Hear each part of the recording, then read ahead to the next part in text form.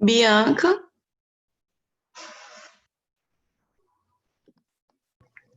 Oi, tá me ouvindo? o som tá ótimo. Se você quiser já colocar a apresentação para você testar o compartilhamento de tela. Eu coloquei, eu compartilhei, só que aí eu já fechei, mas meu namorado falou que tá dando certinho. Ah, então tá bom.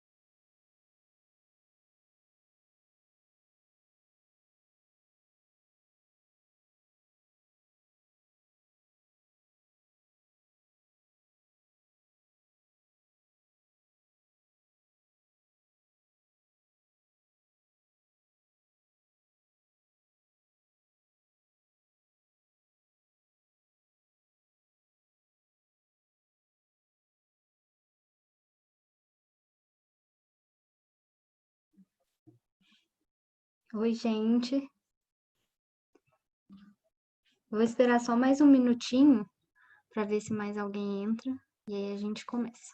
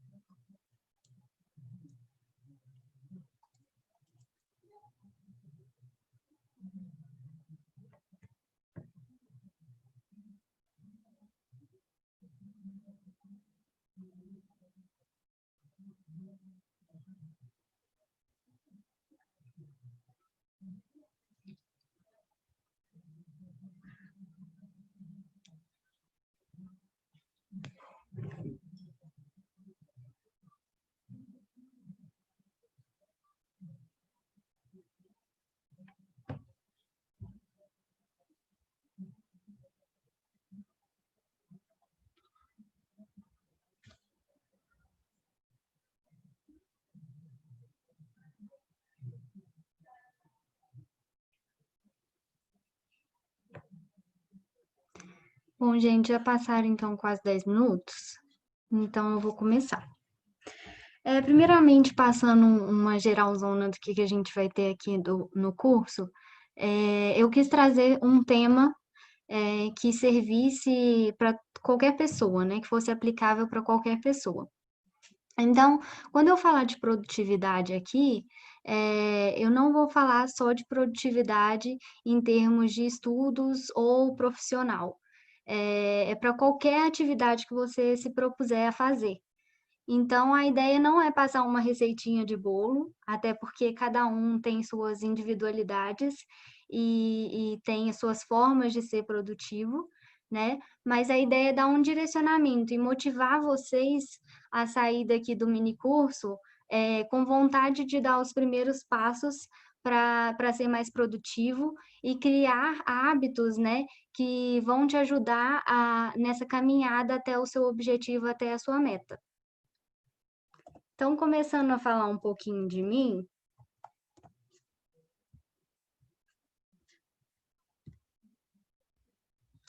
meu nome é Bianca, eu estudo Engenharia Química na Universidade Federal de Lavras. Eu fui membro e também uma das fundadoras da Prosec Júnior, que é a empresa de consultoria e soluções em engenharia química da UFLA, onde eu tive a oportunidade de ser vice-presidente e também membro da gerência de vendas e negociação. Também fui membro do Núcleo de Estudos em Engenharia Química, onde eu fui vice-coordenadora geral e membro do marketing, e atualmente eu sou estagiária de processos na Danone, lá em Poços de Caldas. Eu queria começar o minicurso falando de um tema que foi alvo de muita discussão aí nas redes sociais, que é sobre a produtividade, né, ser produtivo ou não durante esse período de quarentena. E foi um tema que dividiu muitas opiniões, né. Muita gente, pensa que, se expor na internet, fazendo várias coisas, ocupando tempo, fazendo atividades físicas, incentivando, as pessoas com cursos, estimulam outras a fazerem o mesmo, né. Já algumas pessoas acreditam que o fato de expor você estar sendo produtivo durante esse período de pandemia pode ser, espantoso para quem não está conseguindo ser produtivo, né. E quem que está certo nessa história? Não existe certo ou errado, né. Eu acho que produtividade tem muito a ver com os seus sentimentos e respeitar eles, respeitar o seu momento, respeitar o seu tempo, porque cada um é cada um, né. Já dizia minha mãe há muito tempo que você não é todo mundo, né. E realmente nós não somos todo mundo, a gente tem mania de achar que só porque todo mundo está fazendo, né, a gente é inferior, porque a gente não está conseguindo, né. E é normal, extremamente normal num tempo de pandemia, você não está conseguindo, ser produtivo, porque os sentimentos ruins estão tomando conta, de você, né.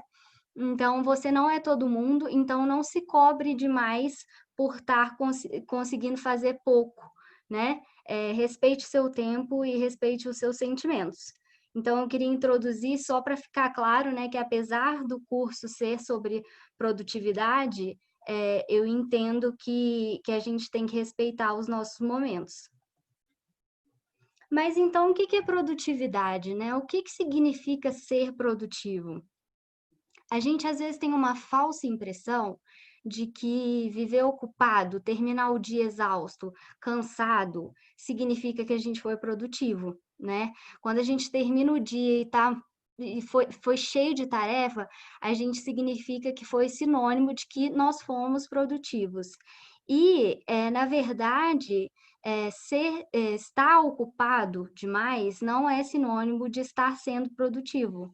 Porque existe uma grande diferença entre você estar gastando o seu tempo e investindo o seu tempo. Quando você está gastando seu tempo, você está passando ele de qualquer forma, né, você está só, acrescentando tarefas que talvez nem agreguem, mas que passam o seu tempo. Quando você está investindo o seu tempo, significa que você vai ter algum retorno futuramente com esse tempo que você está, ocupando. Então procure gastar menos tempo e investir mais tempo.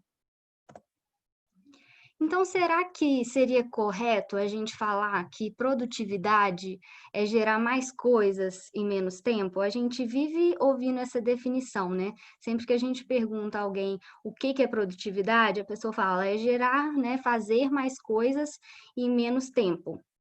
Eu prefiro trocar a palavra coisas pela palavra valores, tá? Porque coisas é algo muito amplo, né? Podem ser coisas que não agregam. E valores são coisas que agregam. Então, procure, investir seu tempo gerando valores, gerando coisas que agregam e que vão te dar algum retorno futuro. A primeira ferramenta que eu gostaria de apresentar aqui é a roda da vida, né. A roda da vida, ela ajuda a gente a entender, o quão satisfeitos estamos nos vários aspectos, nas várias áreas da nossa vida, né. Então, a gente tem, a primeira área que é o lazer, né, que tem a ver com a diversão, com, os nossos hobbies, com as coisas que a gente, gosta de fazer para se divertir, para ocupar a mente. A gente tem o físico, né, que é se alimentar bem, fazer exercício físico, eh, beber água frequentemente, né. O aspecto familiar, que é a sua relação com seus parentes, o emocional, que é a relação com seu par, o social, que é a relação sua com seus colegas e amigos, o profissional, né, no caso de quem está trabalhando é o seu serviço e no caso de quem está estudando é o seu curso, né. E o espiritual, que não é só, relacionado à religião, tá, tem muito mais a ver com conexão consigo mesmo, entender seus sentimentos, saber se respeitar, sabe, estar conectado com o seu interior.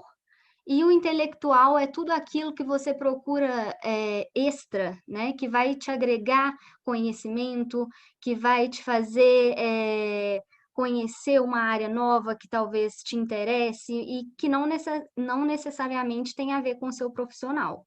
E o financeiro, que é um balanço, né, do que você ganha e do que você gasta. Então, a roda da vida consiste em desenhar um círculo, né? Dividir esse círculo em fatias e cada uma dessas fatias vai representar uma área da sua vida, né? Dessas que eu falei. E depois você vai colorir, né? Preencher cada uma dessas fatias com o seu nível de satisfação atual, né? Naquela área. Então, se você acha que, o tempo que você está, investindo naquela área é suficiente, se você gostaria de passar mais tempo investindo naquilo, então você vai, analisar, né, o nível de tempo que você despende, nessas áreas. E o que que é interessante a gente reparar na roda da vida, né? Nunca todos os aspectos da nossa vida vai estar 100%, né. Às vezes a gente está bem profissionalmente, ganhando bem financeiramente, mas não está com tempo aí para dar atenção aos nossos familiares, para se divertir com os nossos amigos, ou às vezes você está muito bem fisicamente, seguindo sua dieta certinho, indo na academia, bebendo água frequentemente, mas sua conexão espiritual não está muito boa, você não está sabendo lidar com seus sentimentos, né. Então, nunca a nossa vida está perfeita, né, sempre tem alguma coisa que a gente pode ou quer melhorar, né. E a roda da vida ela vai ajudar a gente a dar esse primeiro passo para entender como que está o balanço da nossa vida, né. Por que que, eu despendo mais um tempo em algumas coisas e deixo outras mais de lado, né. E é extremamente normal a nossa vida estar meio desequilibrada, porque às vezes a gente gasta muito tempo em uma coisa e sobra pouco para outras, né. E a roda da vida, ela vai ajudar a gente a definir o nosso objetivo. E por que é tão importante definir um objetivo, né? Porque se você não sabe onde você quer chegar, qualquer caminho serve. Se você pegar um atalho, se você for no caminho mais longo, se você for para lá ou para cá, tanto faz. Você não sabe seu destino, então você não sabe o que você tem que fazer para chegar até nele, né?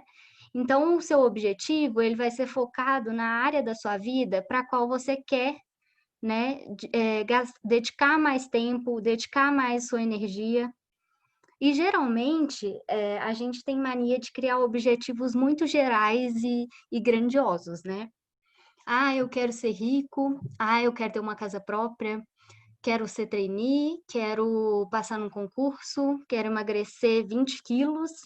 Então são objetivos muito gerais, né, e que, de primeira vista, podem parecer inatingíveis. E não é isso que a gente quer com o nosso objetivo, tá? Porque, esses objetivos eles precisam ser mais palpáveis e mensuráveis, para a gente saber em qual ponto da nossa caminhada a gente está, né. Então, por exemplo, na hora que você vai numa imobiliária ver o valor de uma casa para comprar, você fala: "Nossa, eu não vou conseguir alcançar esse meu objetivo, porque olha o valor disso", né. Mas e se a gente desmembrar esses objetivos grandes em pequenos objetivos, né? Por exemplo, ao invés de pensar que no objetivo macro, que é ter uma casa própria, por que que você não divide em objetivos como? Primeiro, eu vou definir o valor do imóvel que eu quero comprar. Depois eu vou definir quanto eu preciso economizar na semana, no mês, no ano. De onde que eu vou deslocar esse dinheiro? Se é da cerveja do fim de semana, se é do churrasco com os amigos, né? Se é do futebol, seja do que for, né? A gente tem que deslocar de algum lugar. E depois eu vou definir quais as formas de pagamento, que investimentos eu posso fazer que vão me ajudar a render esse dinheiro, né? Esse valor. Ou se eu quiser ser trainee, né? Ser trainee, nossa, é muito amplo, né? Então, por que você não desmembra em preciso estudar inglês ou uma nova língua tantas vezes na semana, tantas horas por dia? Preciso criar habilidades que o mercado está pedindo e hoje eu não tenho? Que cursos eu preciso fazer? Né? Então, quando você desmembra esses macro-objetivos, eles se tornam mensuráveis, se tornam palpáveis e te dão motivação para continuar. Porque se o objetivo ele é muito macro, você vai achar que ele é impossível de ser alcançado, né? E você não vai saber definir se você está mais perto do fim, do começo, se está no meio, você não sabe em que ponto da sua caminhada você está. Então, na hora de definir um objetivo, o que vocês vão fazer? Vocês vão pegar um papel e vão responder a seguinte pergunta: por que eu quero ser mais produtivo? Né?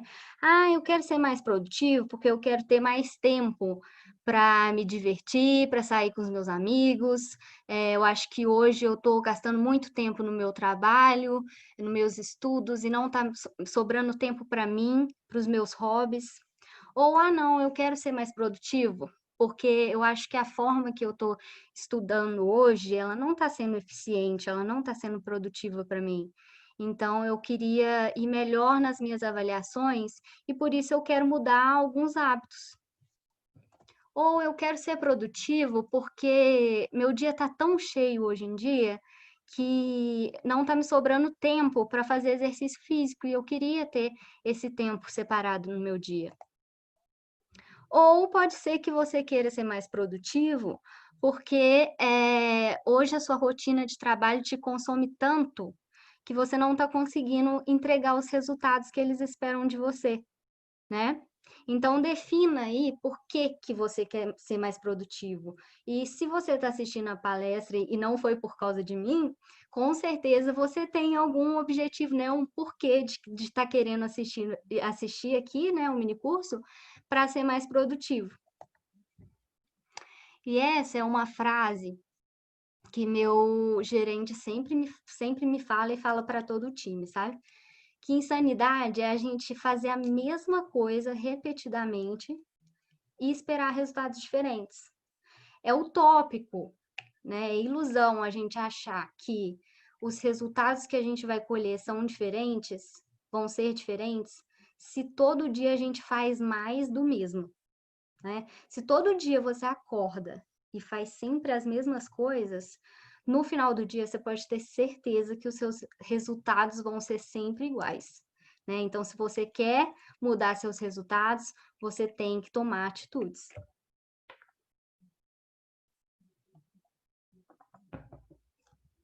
Agora eu queria apresentar um conceito para vocês, que é do jockey e do elefante. O jockey, ele representa as nossas atitudes conscientes, né? Aquelas que a gente para e pensa antes de executar. E o elefante, ele representa as nossas atitudes automáticas, né? Impulsivas. E um estudo mostrou que cerca de 95% do nosso funcionamento cerebral é inconsciente. O nosso inconsciente, ele é responsável por todas aquelas ações imperceptíveis, né? Piscar, respirar, falar, andar, escovar dente,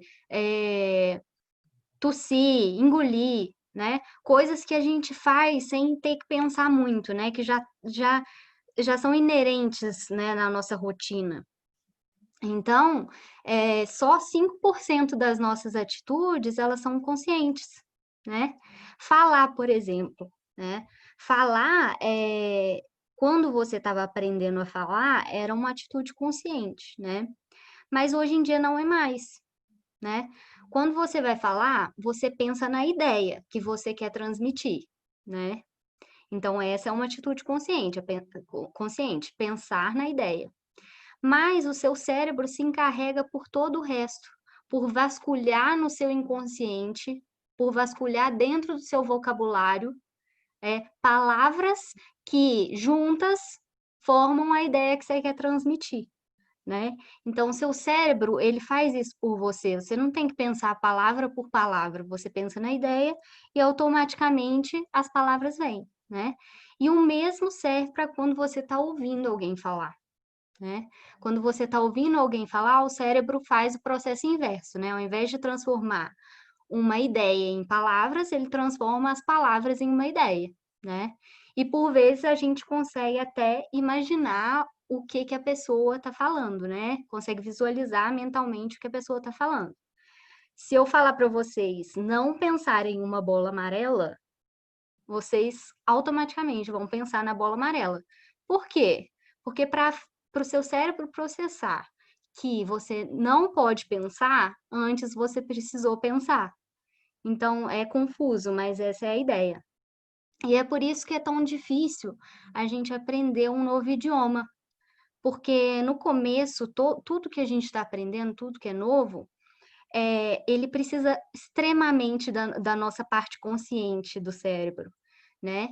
Então, para você aprender um novo idioma, você precisa traduzir palavra por palavra, né?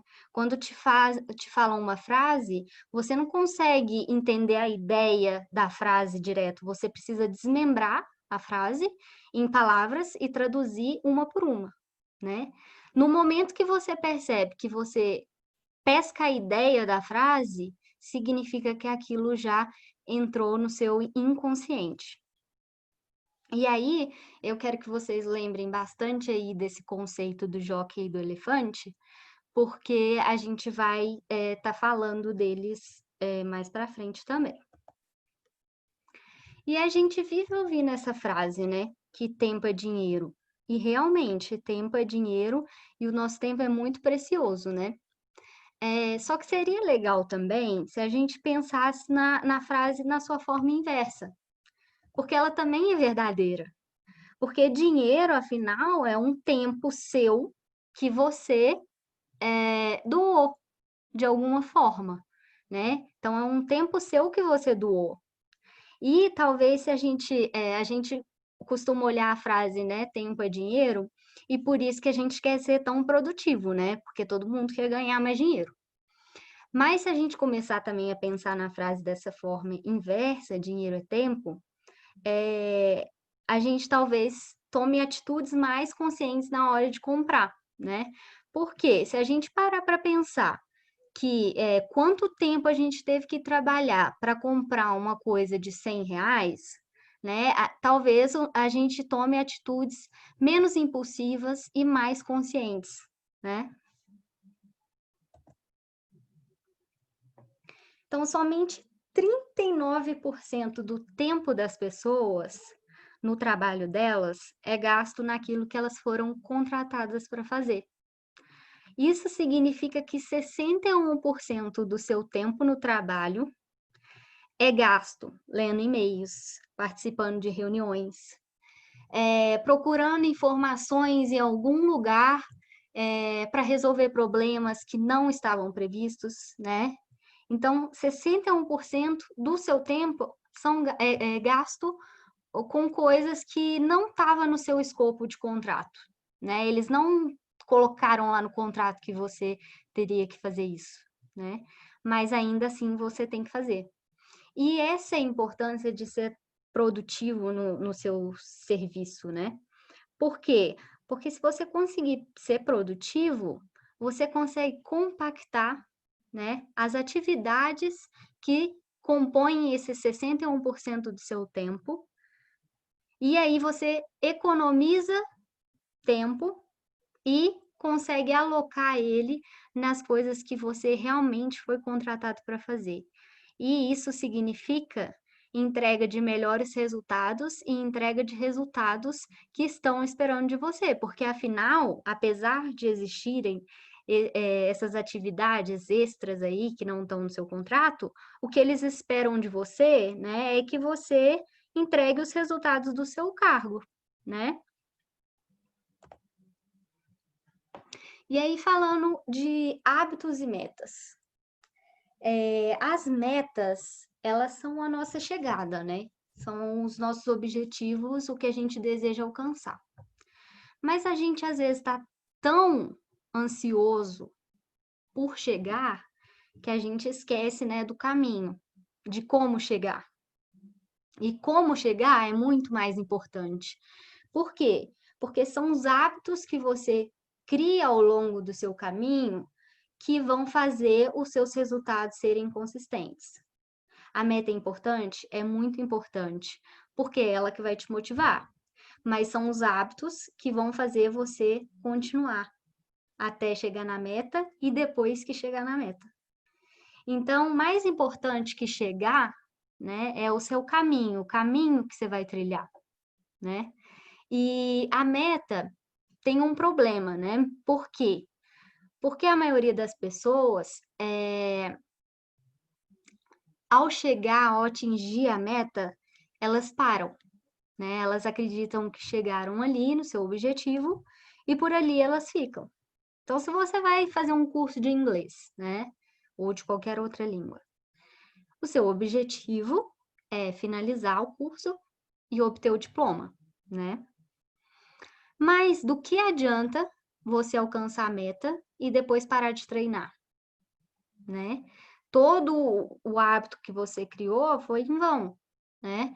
Porque você precisa continuar, você precisa persistir, né? E qual que é o grande problema, qual que é a grande dificuldade das pessoas em bater metas, né? É porque metas são desafios, elas nos tiram da nossa zona de conforto, né? E isso faz a gente gastar muita energia, né? Isso vai contra o nosso organismo. E outro problema da meta é sermos imprudentes na hora de executar, né? Então, às vezes, a gente faz loucuras para bater metas, né? Por exemplo, você define que quer emagrecer 6 quilos em 3 meses. E aí passaram-se 2 e você ainda não viu o resultado, né? O que você vai tentar fazer no último mês? Criar hábitos não saudáveis para conseguir bater sua meta, né? Então, vai contra o seu objetivo de ser saudável, mas você faz isso para atingir o seu objetivo, né? Ou então, você define que tem que estudar a matéria completa para a prova que está por vir, né? Chega na véspera, estudante sabe do que eu estou falando. Chega na véspera, não deu tempo de terminar tudo, né? Aí, o que você decide fazer? Virar a noite para terminar. Resultado, vai para a prova cansado e não valeu a pena. Então, a gente tem que ser muito prudente na hora de executar, né, os nossos objetivos.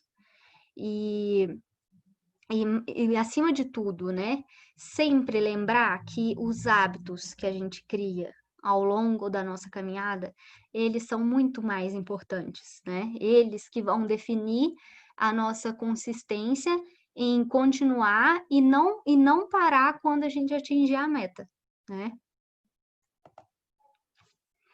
Então, vamos entender como que funciona o hábito, né? O que é um hábito, para a gente conseguir entender melhor certos comportamentos que a gente tem, né? Um hábito, ele custa muito menos energia para o nosso cérebro. Por quê? Porque o cérebro já está habituado a fazer aquilo, já é uma condição inerente, uma ação que ele não precisa pensar muito, gastar energia pensando em como fazer, né? É uma rotina, né? Uma ação que ele já está habituado. O hábito, então, ele é um ciclo, né? Nada mais é do que um ciclo. uma ação que de tanto ela se repetir, virou rotina no nosso cérebro, né? E o nosso cérebro, ele quer isso, gastar menos energia. Então, quando você torna uma ação um hábito, ela é muito mais executável, porque o cérebro precisa de muito menos para fazer ela acontecer, né? Então, por que que a gente, às vezes, sai de casa e só depois de um tempo a gente para e pensa: nossa, será que eu tranquei o portão? Por que que às vezes a gente esquece? Às vezes a gente tenta lembrar se trancou ou não e não consegue, né? Por quê? Porque trancar o portão é um hábito. A gente já sabe que ao sair de casa a gente tem que trancar o portão, né? Virou um hábito já. Então o cérebro não vai gastar energia armazenando uma coisa que é frequente, uma coisa que é uma rotina, já é inerente, né? Já tem que ser feito. Então, às vezes, a gente não consegue nem se recordar se a gente fez ou não. A gente simplesmente fez, né? E aí, falando um pouco de como funciona esse ciclo do hábito, e aí que eu considero a cereja do bolo, né? Para a gente mudar um hábito, a gente precisa entender como que ele funciona, né? E ele funciona com 3 componentes, né? O primeiro é um gatilho. É uma ação que vai iniciar o seu processo de rotina. Depois vem a rotina, que é um processo que vai se repetir várias e várias vezes.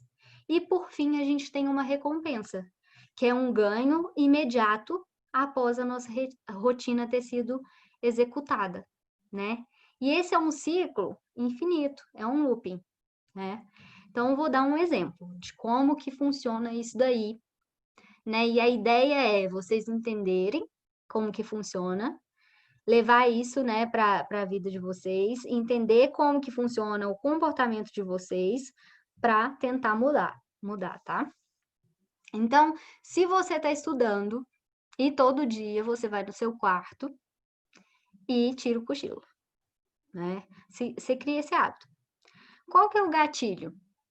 Toda vez que você entrar no quarto e ver sua cama, isso vai despertar um gatilho no seu cérebro de que você tem que cochilar. E cochilar é a sua rotina. E qual que é a recompensa? Né? É a sensação de descanso, de paz, assim que você acorda, né? Então, você cria seu hábito. Quando você era criança, né? Quando você nasceu, você não sabia que tomar banho era essencial, era super importante, né? Alguém teve que te ensinar isso, né? E foi depois só de muito tempo, né, que isso tornou um hábito para você e hoje em dia você sabe que ele tem que ser incluso na sua rotina, né? Mas eu sei que todo mundo aí, não vou dizer todo mundo, né, mas provavelmente a maioria já teve a fase que a gente chama do cascão, né, não quer tomar banho.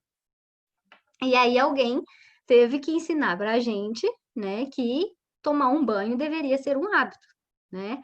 E até que de tanto se repetir, isso tornou inerente à sua rotina, né? Você hoje em dia toma banho, escova dentes, você sabe que você tem que fazer isso, né? Então o hábito ele foi criado. E aí eu queria falar de gatilhos para a gente entender como que eles funcionam, né? Eu vou dar exemplos de 5 gatilhos, mas existem muitos outros, tá? E esses gatilhos são gatilhos que estão super presentes aí no nosso dia a dia o tempo inteiro, tá? E às vezes a gente não sabe, né? E realmente passa despercebido, porque como eu falei, o gatilho ele ativa coisas do nosso inconsciente, né? Então, eu vou comentar alguns aqui e vocês vão ver que provavelmente você já passou por pelo menos um deles e nem sabe. Então, o primeiro gatilho que eu queria comentar é o gatilho de urgência. O gatilho de urgência, ele é despertado quando a gente tem uma limitação de tempo, né? Então, por exemplo, você não precisa comprar um fogão novo. O que você tem te atende perfeitamente, né? Mas aí basta alguém adicionar um fator temporal que você consegue mudar sua decisão, né? Você nem estava pensando em comprar. E é isso que acontece na Black Friday, né? Porque eles limitam a promoção para uma sexta-feira. Então você só tem aquele dia para comprar na promoção, né? E aí o que acontece? Você não tem muito tempo para pensar se aquilo realmente é útil para você ou não. E aí você toma uma atitude impulsiva, né? Então a Black Friday é um grande exemplo de gatilho de urgência, né? Que é uma limitação do tempo. O segundo gatilho que eu queria comentar é o de escassez. Ele é bem parecido com o gatilho de urgência, tá? Só que ao invés de limitação de tempo, é uma limitação do item que você deseja comprar, né? Então, por isso que as pessoas são fissuradas com diamante, ouro e edição limitada, né? Por quê? Porque o nosso cérebro foi programado para entender que quanto mais uma coisa é escassa, mais valiosa ela é. Então, a gente vê aí, né, pessoas fissuradas por colecionar coisas, né? Por exemplo, as moedas das Olimpíadas, porque eram escassas, né? Eram edição limitada.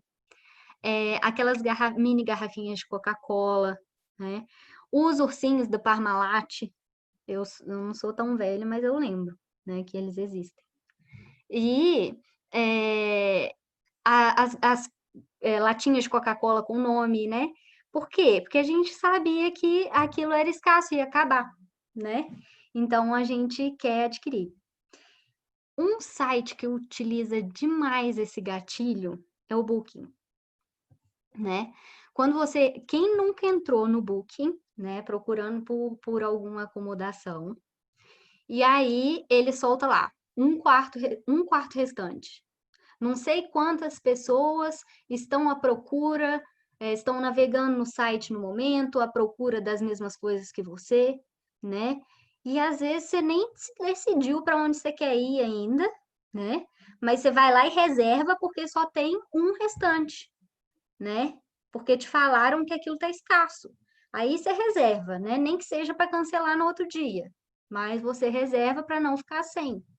Então, o Booking utiliza demais esse gatilho o tempo inteiro, né? E a gente não percebe, né? Que isso desperta um hábito na gente, né? O terceiro é o gatilho da novidade, né? As pessoas, elas são interessadas, né? Por serem as primeiras a usar uma coisa exclusiva, né? E por isso que a Apple investe constantemente em novas tecnologias, em novos aparelhos.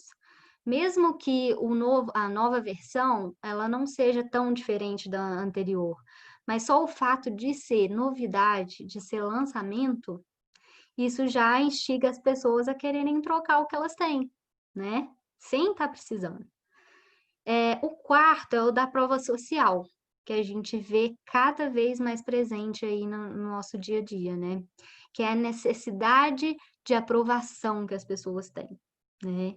De alguém indicar, de falar bem do produto, né? O Mercado Livre, né, é um exemplo disso, que a gente sempre costuma olhar a avaliação, né, do vendedor, né? Porque a gente quer que outras pessoas tenham aprovado aquilo e por isso que o trabalho dos digitais influencers tem crescido tanto, né? Porque é aquele ditado, a melhor propaganda é a de boca. Se a gente vê alguém usando e falando bem, a gente quer. Eu mesma, né, para quem é mulher aí, de tanto ouvir falar do Biang, eu quis testar, né? Quis comprar, né? Eu nem sabia se era bom ou não, mas de tanto o pessoal falar, né, eu quis ter também, né? E por último, que eu trouxe aqui, mas existem vários outros, tá? É o de evitar a dor. O ser humano, todas as ações que ele toma, ou é para evitar uma dor, ou é para obter um prazer, tá? E por isso que aquelas frases, leve 5, pague 4, 1 por 2, 3 por 5, elas chamam tanto a nossa atenção e enchem nossos olhos, né? Porque a gente acredita que a gente está evitando a dor de ter que gastar mais dinheiro futuramente, né? Então, às vezes, a gente nem tá precisando para agora, mas eu falo assim, não, vou levar 5 de uma vez, porque aí já fica os 5 lá em casa, né? E aí eu economizo dinheiro, né? E aí você sente que você está saindo na vantagem com isso. E é isso que te faz, às vezes, tomar alguma ação, né? Executar alguma ação. E por que eu quis trazer, né, esses gatilhos? Para vocês entenderem como eles funcionam, né? Como eles estão presentes no nosso dia a dia. E sabendo que eles existem, pode ser que as nossas atitudes fiquem mais conscientes, né? Porque agora, quando vocês entrarem no Booking, vocês vão lembrar do que eu falei, né? Você vai ver um quarto restante lá, você vai lembrar que isso é um gatilho, né? E aí, talvez, a sua atitude seja mais consciente do que seria se você não soubesse disso. E aí, né, então, por que que eu quis trazer o ciclo do hábito aqui? Para que falar de gatilho, né? Justamente para a gente entender como que a gente pode mudar um hábito, abandonar um hábito, ou construir um novo hábito, né? Para a gente conseguir ser mais produtivo, para a gente aproveitar melhor nosso tempo e para a gente conseguir alcançar os nossos objetivos. Então, se você quer abandonar um hábito que você considera ruim, que às vezes está te limitando a chegar na sua meta, né? A gente tem vários hábitos ruins, né? E como que a gente pode, então, abandonar um hábito, né? Você tem duas opções. Ou você pode eliminar o gatilho que provoca esse hábito, ou você pode criar uma nova rotina e uma nova recompensa. Então, por exemplo, toda vez que você passa em frente à padaria, né? Você quer entrar lá dentro e comprar besteira, né?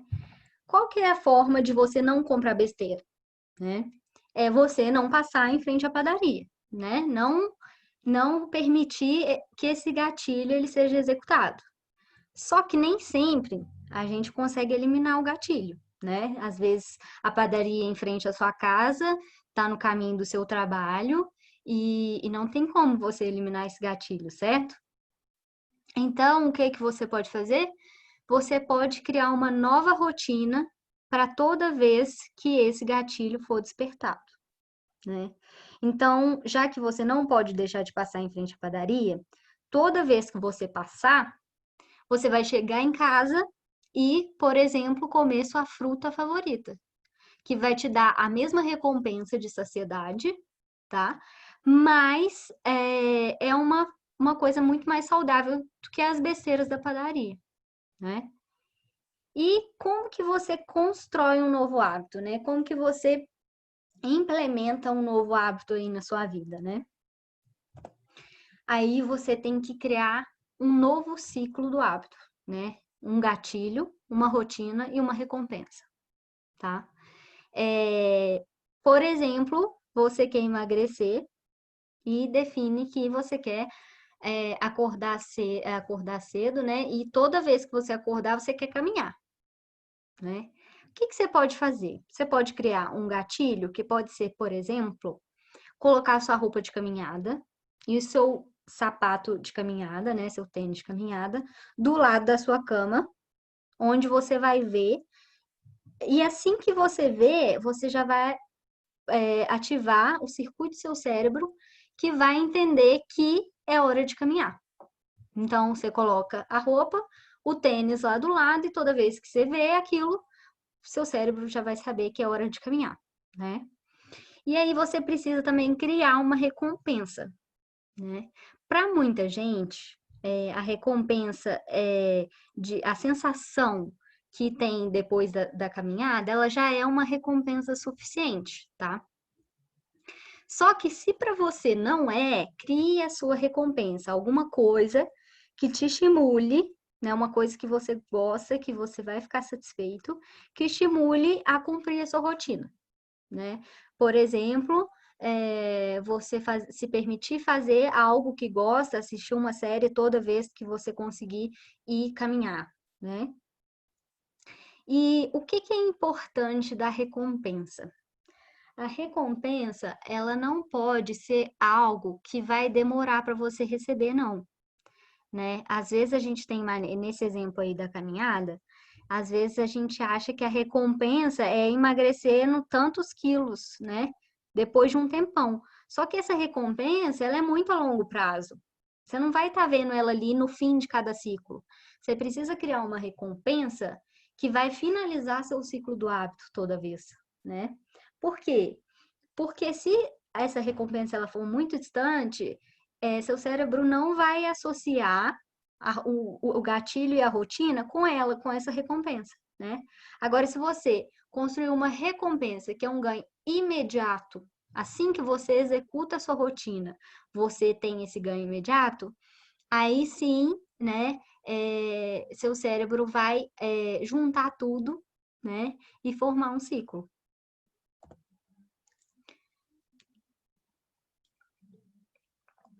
Bom, só que não é fácil incluir ou abandonar um hábito, tá?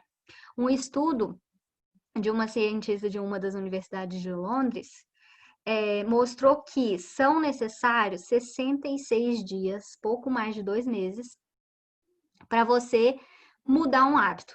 E quando eu falo mudar um hábito, é tanto incluir um quanto abandonar outro, tá?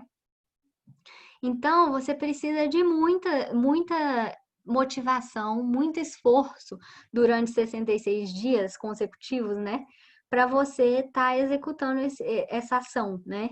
Durante esses 66 dias, vai estar sendo uma atitude consciente, que depende unicamente de você. Depois, né? Esse estudo mostra que já vira um hábito, já vira inconsciente e você consegue executar ele de uma forma muito mais fácil, tá? Outra coisa, planeje, né? Eu sei que é chato planejar e é difícil você pensar a longo prazo, né? Você definir prazos para ações que às vezes nem depende só de você, né? E é muito complicado você adivinhar tudo que pode acontecer no período do seu planejamento, né? Existem vários imprevistos que podem acontecer e podem atrapalhar seu planejamento. Então, no caso do trabalho, né? Eu tô falando do trabalho agora, tô dando vários exemplos aleatórios, mas o objetivo é que vocês levem esses exemplos para a vida de vocês, tá? Que se aplique para o que vocês desejam, tá? Porque tudo que eu tô falando é aplicável em qualquer sentido, tá? Então, um chefe de vocês manda você entregar um planejamento, né? E esse planejamento vai ser executado durante 6 meses, um ano, né? É muito difícil a gente parar para pensar daqui 3, 4 meses, né? A gente custa pensar no amanhã. Imagina você planejar uma coisa que milhões de intercorrências podem acontecer, né, durante esse período. E por isso que é tão difícil planejar, né? Porque. E outra coisa, nem sempre as ações dependem de você. Então, às vezes, você está planejando, colocando um prazo para outra pessoa executar, que não vai depender de você só, né? Então, quando uma meta, um objetivo, um projeto, ele é muito claro, ou você tem um histórico, né, de alguém que já fez, ou você mesmo fez, para consultar, né, você já sabe que atitudes tem que tomar para chegar naquele resultado ali, aí sim o planejamento tradicional ele é bem aplicável. E o que é o planejamento tradicional? O planejamento tradicional é aquele que você tem tudo planejado do início ao fim, antes de iniciar a execução do seu projeto, tá? E projetos também não é só projetos de trabalho, tá? Projetos pessoais também. E então você já pensou em tudo antes de começar a executar. Você já sabe todos os prazos, você já sabe todas as ações, você já sabe todos os envolvidos, já definiu quem vai fazer o quê, né? Então esse é o planejamento tradicional, né? Você planeja tudo e depois executa, né? Então quando a ideia é muito clara do que você tem que fazer, vale a pena, né, aplicar esse planejamento tradicional. Só que o que a gente tem visto hoje são as coisas mudando muito rápido, né? O mundo está muito, muito ágil aí, né? Às vezes você tem uma ideia nova, só que se você planejar demais, demorar, né? Aquilo já nem é válido mais, né? Você pensa em criar, né, um aparelho aí com novas tecnologias. Se você demorar muito, já vai ter outro que pensou e já executou e já fez acontecer, né? Então, o que a gente tem visto é cada vez as metodologias ágeis sendo mais aplicáveis, né? E o que são essas metodologias ágeis, né? Essas metodologias, elas pregam que as coisas devem ser feitas em partes, por partes divididas em blocos, né? Então, você não vai planejar tudo e depois executar tudo, né? Então, por exemplo, você vai pensar hoje, planejar hoje, tudo que você tem que fazer semana que vem, vai executar, né, seu planejamento da semana durante a semana, e no fim dela você vai revisar, né, tudo que foi feito, para só depois você começar a pensar na semana seguinte, né? Então você faz isso por partes. Um dos exemplos dessa metodologia, né, é o Scrum, que vale muito a pena, quem não conhece ainda, né, procurar saber. E o que essa metodologia ágil, ela ajuda? Ela ajuda você a passar melhor pelos imprevistos.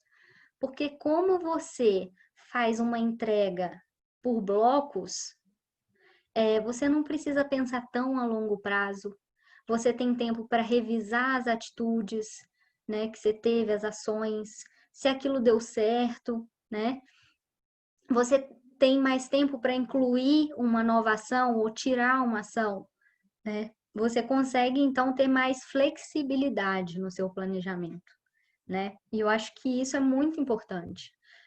Um arquiteto, por exemplo, não é muito mais fácil ele ir mostrando o projeto aos poucos, né? Cômodo por cômodo, do que projetar tudo, né? E só depois, no final, mostrar para o cliente. Porque se o cliente quiser fazer uma alteração no fim do projeto, vai ser muito mais difícil do que se ele for mostrando parte por parte e for fazendo pequenas alterações ao longo do projeto, né? É muito mais fácil você corrigir erros quando você faz as coisas por partes, né? Do que pensar ali, planejar tudo e só depois executar, né? Na hora de voltar e ir corrigindo é muito mais difícil, né? E aí, assim, planejar realmente é chato, leva tempo, mas economiza tempo na hora de executar uma ação, né? Na hora de você executar o seu planejamento, é muito mais fácil, né? Você vai economizar muitas horas, porque você já sabe exatamente o que você tem que fazer, de quem você vai precisar, como você vai fazer, que informações você precisa, né? E aí, Uma das ferramentas aí para ajudar no nosso planejamento é o diagrama Getting Things Done. Esse diagrama, né, na verdade, esse fluxograma, ele surge a partir de uma lista de tarefas que você tem para fazer, né? E a gente costuma ficar muito perdido aí com essas listas de tarefas, né? A gente vê aquela imensidão de coisas na nossa agenda para fazer e a gente não sabe por onde começar. Isso acontece demais. Então, a primeira pergunta que você vai fazer para cada uma das ações é: isso é executável? Com os recursos que eu tenho hoje, eu consigo executar? Se a resposta for não, ou você elimina, joga na lixeira, esquece que essa ação existe, ou você incuba, deixa ela ali na nuvem, né, para algum dia, talvez, você executar, ou você arquiva, né, nas suas referências, porque pode ser que hoje ela não é executável, mas às vezes a partir de uma outra ação, ela vai ser necessária, né? Se a resposta for sim, isso é executável no momento, você vai ter que se perguntar qual que é a próxima ação. Se isso for um projeto, né, ou seja, tiver múltiplos passos, múltiplas tarefas, você vai ter que planejar, dividir esse projeto em pequenas ações. E para cada ação você vai se perguntar qual que é o próximo passo, né? O primeiro passo que você pode dar é fazer isso agora. Se a tarefa ela precisar de menos de 2 minutos para ser executada, faz agora, né? Não deixa para depois. Ou você pode delegar. Se a tarefa às vezes não é tão importante e não vai fazer diferença se você ou outra pessoa vai executar, né? Aí você, se for possível, você pode delegar essa tarefa, né? Que é uma coisa que vai estar ocupando seu tempo, mas que talvez não seja necessário você fazer, né? Outra pessoa pode fazer por você. Ou você adia, né? E aí adiar tem duas opções. Ou você coloca lá no seu calendário uma data e uma hora para você executar, né? Ou você deixa na lista suspensa, né, de próximas ações que vão ser executadas assim que possível, ok? E aí é muito interessante usar esse diagrama aí sempre que a gente tiver uma lista de coisas para fazer, né? Porque às vezes a gente gasta tempo demais focando numa atividade que no fim a gente descobre que ela não é executável agora, ou que ela pode ser adiada, ou que alguém pode fazer por você, né? Ou a gente adia uma tarefa de 2 minutos que dá para ser feita agora, né? Então, por isso que é muito importante. Outra ferramenta é essa matriz de Eisenhower, que é composta por 4 quadrantes, né? Uma coordenada da importância das coisas e outra da urgência. O primeiro quadrante é quando a ação ela é importante, mas ela não é urgente, ela não precisa ser executada imediatamente. Então, o que que você faz? Você decide quando você vai fazer, coloca lá no seu calendário, né? Quando você vai executar essa ação. Se ela não é importante e não é urgente também, deixa lá na sua lista suspensa de coisa para fazer, porque se ela não é importante, não é urgente, ela não tem que estar nas suas prioridades. Se ela é urgente, mas não é importante, né? Às vezes você tem que ser feito agora, mas ela não é tão importante para você. Por exemplo, você tem que marcar uma reunião. Tem que ser hoje que você tem que marcar a reunião, enviar o convite, né, no e-mail da reunião. Não precisa necessariamente de ser você para fazer isso, né? Às vezes outra pessoa pode mandar por você. E tem o que é importante e urgente ao mesmo tempo, né? E aí, isso daí, essas atividades, elas têm que estar no topo da sua lista de prioridades e você tem que fazer imediatamente. Bom, outra coisa é incluir os riscos no planejamento. Assim como o engenheiro civil, ele coloca os riscos na hora de fazer um projeto, todos os seus projetos, sejam eles pessoais, no trabalho, na faculdade, qualquer coisa, eles também têm riscos, né? E aí eu te convido a pensar nos seus últimos projetos grandes, sejam eles em qual área da sua vida for, e entender quais dos riscos que eu vou falar que tiveram presentes e que te limitaram a atingir seu resultado da forma que você queria. O primeiro deles é a falta de foco, é se distrair, né, com coisas não tão importantes. E aí a falta de foco, ela vai levar a gente a se distrair com o celular. E hoje, com muita tecnologia aí presente, a gente consegue se distrair muito fácil, né? Outro risco são as interrupções, né? As interrupções, elas são bem ligadas com a falta de foco, mas elas têm a ver muito com as pessoas que estão no projeto ou que estão ao seu redor, né? De te interromper no meio de uma atividade. A terceira é a procrastinação. Essa daí, né, é difícil, que é o fato de você adiar o inevitável, né? Você não ter o senso de urgência, né, e ficar procrastinando, adiando aquela tarefa. E por último, estimar com precisão o fato da gente não conseguir estimar com precisão a complexidade de uma tarefa, né?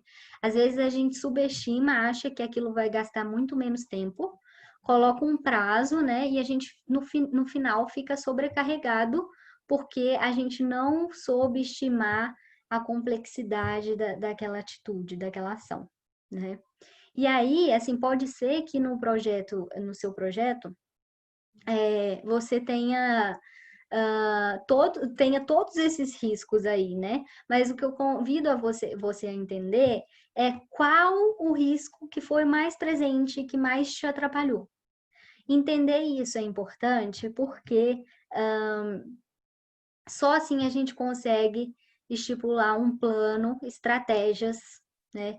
Para fazer com que as consequências desses riscos elas sejam cada vez menores a cada projeto que a gente executar, tá?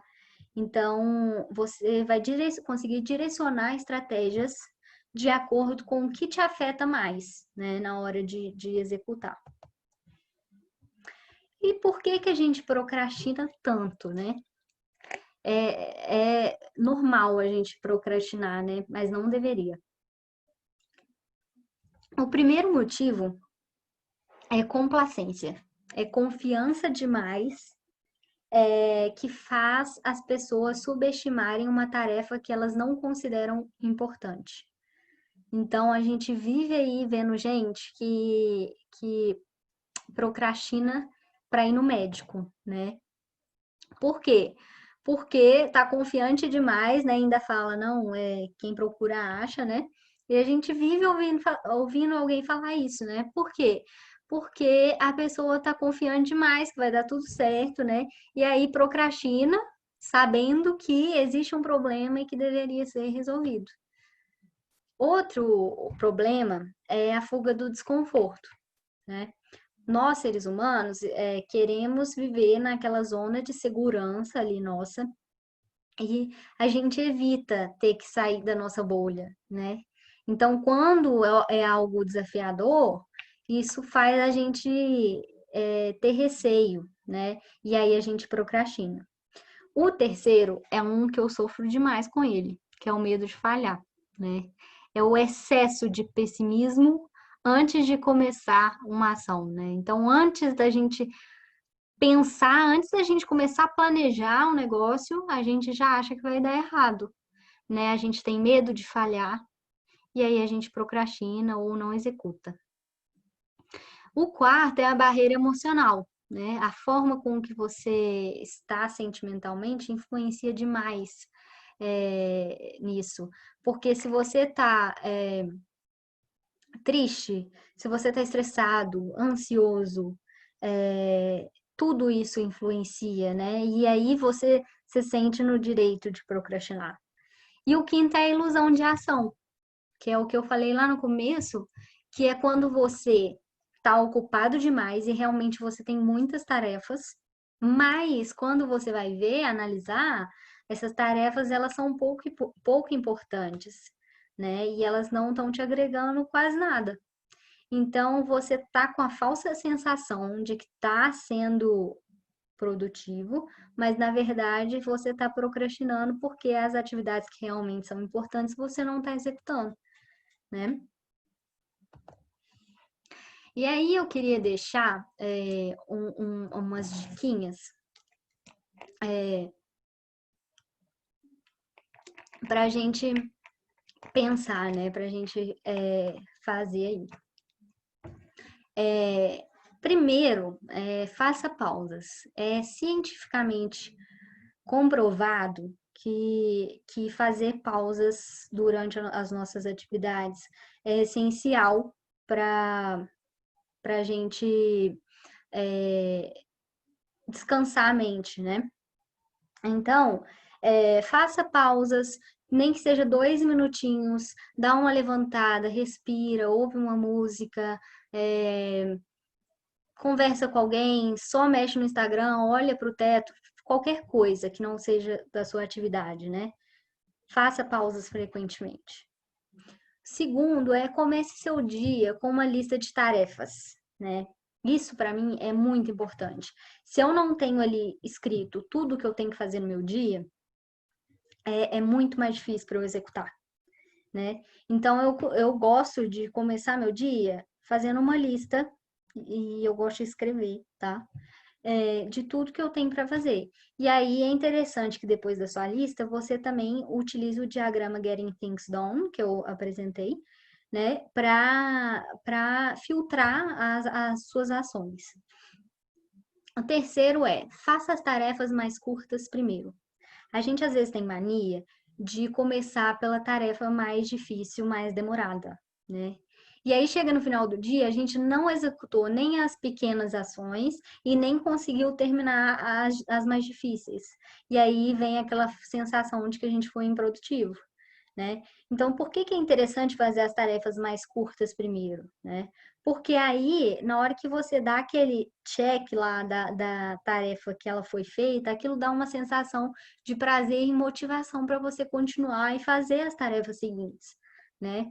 Então, eu acho isso muito importante. Na hora que você fizer a sua lista, estima mais ou menos o tempo que vai levar cada atividade, coloca lá na frente e faça algumas atividades curtas primeiro, para você ter a sensação de que está caminhando. Porque se você fica lá 5 horas e ainda não conseguiu terminar nenhuma, né, aquilo te desmotiva. E o outro escolha um ambiente agradável. Para mim, isso é super importante. O ambiente onde eu estou fazendo minhas atividades, ele me ajuda muito, né? Se tiver um agitado, se for um ambiente estressante, eu vou ficar estressada. Se for uma coisa calma, agradável, né, eu vou ficar da mesma forma. Então, e por último, assista vídeos que te motivam, de pessoas que te inspiram, de pessoas que já chegaram, já alcançaram o objetivo que você quer, né? Então, redes sociais, principalmente, né? Se você sente que, de alguma forma, quem você segue, perfis e tudo, tá te influenciando negativamente, né? Tá te provocando, tá te dando gatilhos que, que promovem um hábito negativo, né? Filtra isso. Começa a seguir pessoas que estão seguindo ali para a mesma meta, né? Porque isso vai te estimular, isso são gatilhos, né? Como a gente já falou aqui. E aí, por fim, eu queria dar uma dica que eu acho que é a mais importante, que é entenda quem é você no mundo da produtividade, né? Como eu comecei o curso falando, não existe receitinha de bolo, porque cada um é cada um, né? O que eu mostrei aqui são ferramentas que podem te ajudar.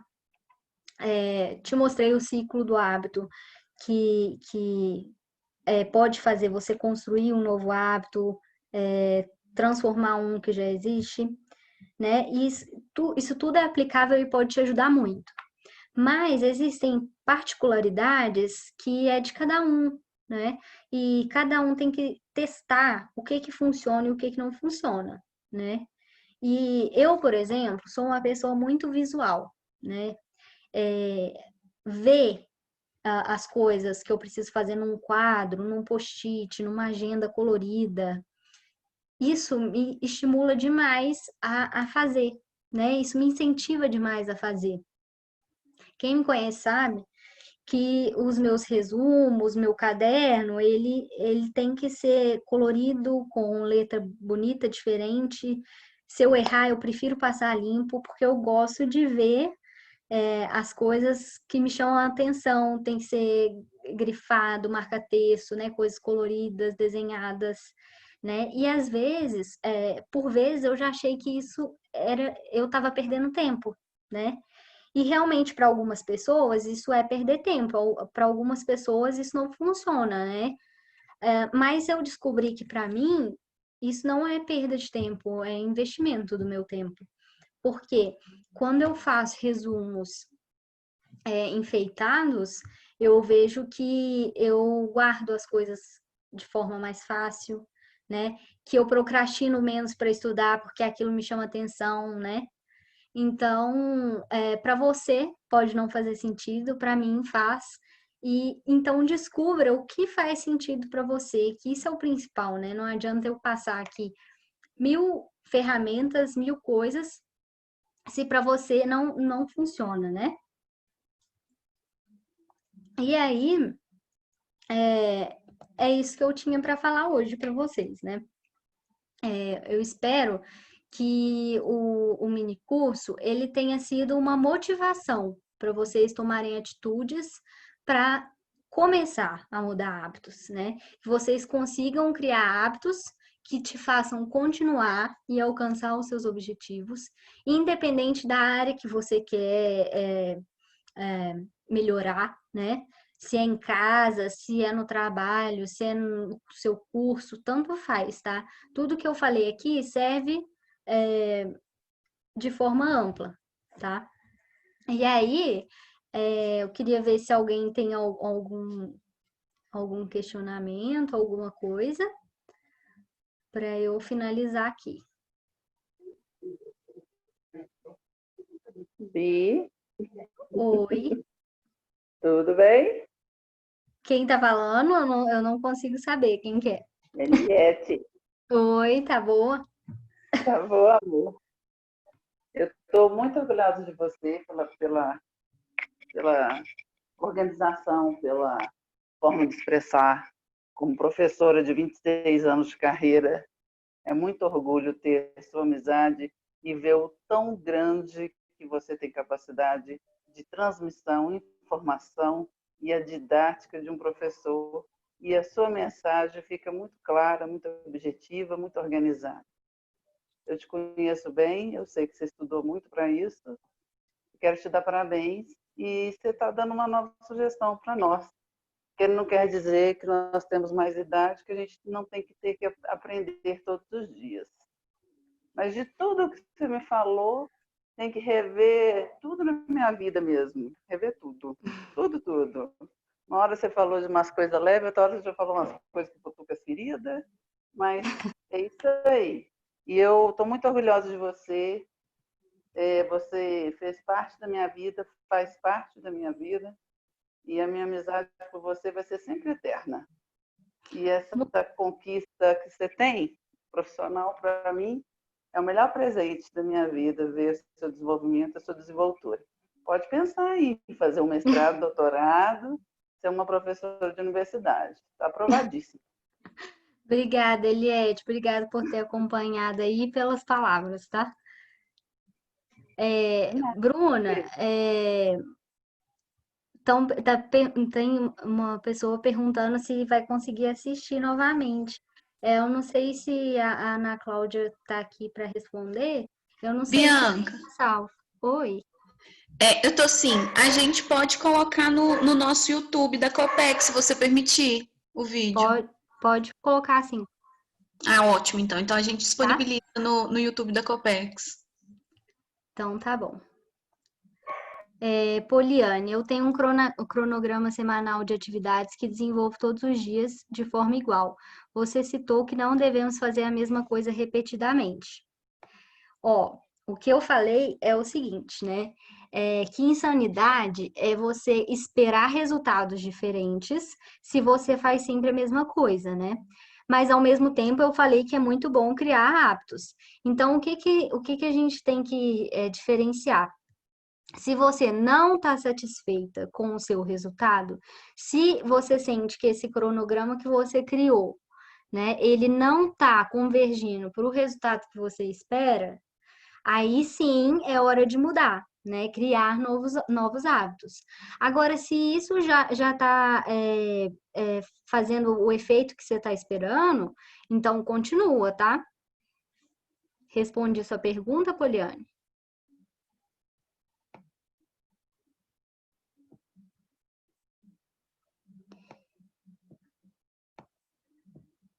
Bom, alguém mais tem alguma coisa, alguma pergunta? Beleza. Então, eu queria agradecer aí a Ana Cláudia por ter me convidado, né, para ministrar esse mini curso. Agradecer a todo mundo que participou e que ficou comigo aí até o final. E eu espero de verdade que isso tenha feito vocês entenderem melhor alguns comportamentos que a gente tem para a gente conseguir mudar, né? E realmente, igual eu falei na roda da vida, sempre vai ter alguma coisa que você precisa melhorar, alguma coisa pela qual você quer ser mais produtivo, né? E Amandinha, obrigada. Bá também, obrigada. Muito obrigada, gente.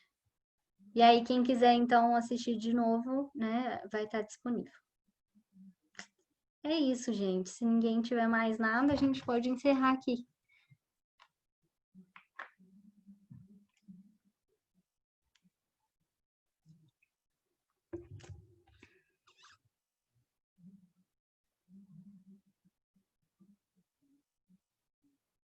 Qual que é o nome do canal no YouTube, Ana?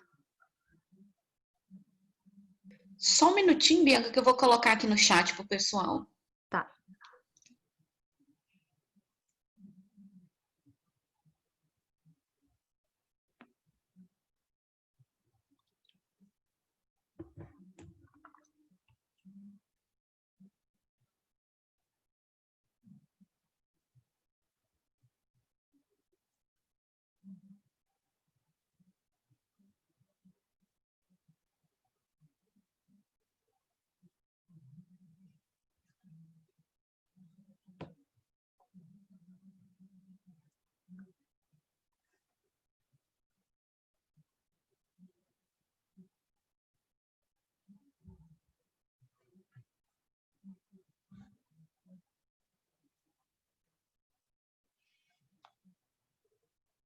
Beleza.